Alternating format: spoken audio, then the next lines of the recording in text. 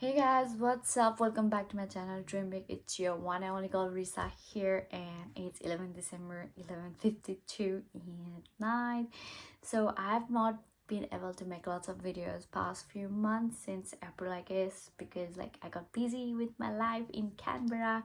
So welcome to my humble abode. I'm a minimalist. I don't like to have lots of things, so I don't buy lots of things because it is too hard to move around with the things too.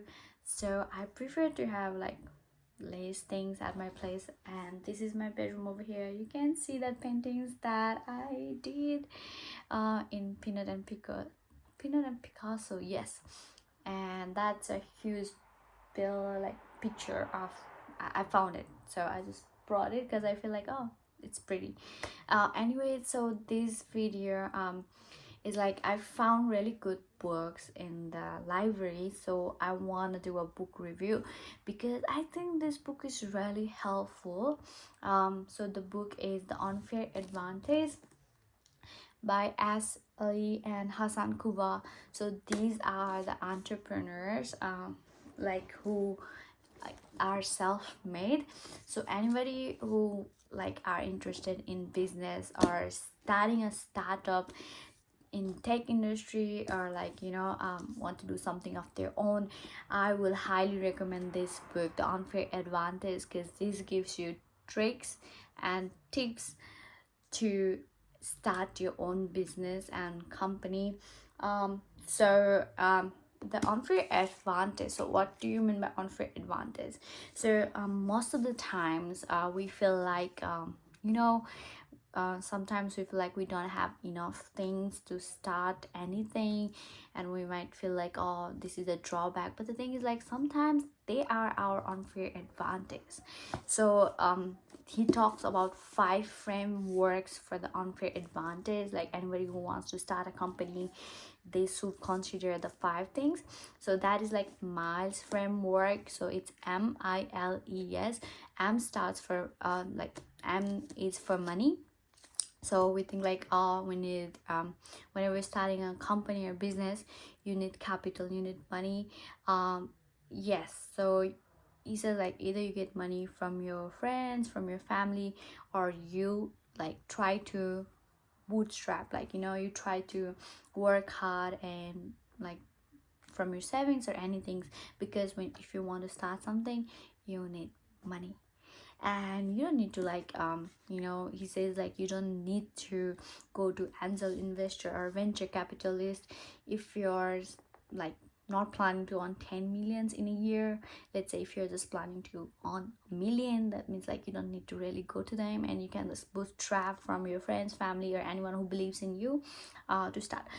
And the other thing is to be an entrepreneur. He says I stand for insight and intelligence. So if you want to start a company, you have to have the intelligence. So it can be a book intelligence or street intelligence, right? And also insights like what do your customer wants, what are their needs, what are their problems, and how can you solve them. So having that insight into the target audience, that's very helpful. And else, and the third most important thing is in Miles is L for locations and luck, and both of them goes hand in hand.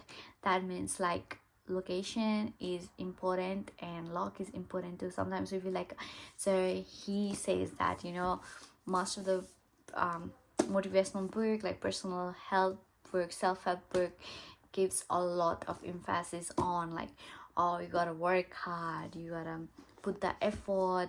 But hard work and luck goes hand in hand.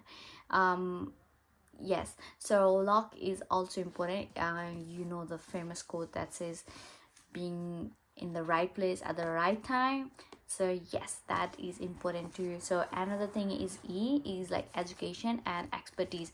And education doesn't mean that you have to go to school and university. I mean yes, it's your school and universities and institutions where you can get to learn lots of things, plus network people. but education doesn't stop over there, and you can educate yourself through any courses you want to do it online, or like if you read books, and like education does stop, and you have to be like continuous learning things, because the way things are changing so quickly in this 21st century, that our university and schools are not able to keep up with it. Like, let's say social media marketing was not a course or a degree 10 years ago, but after like a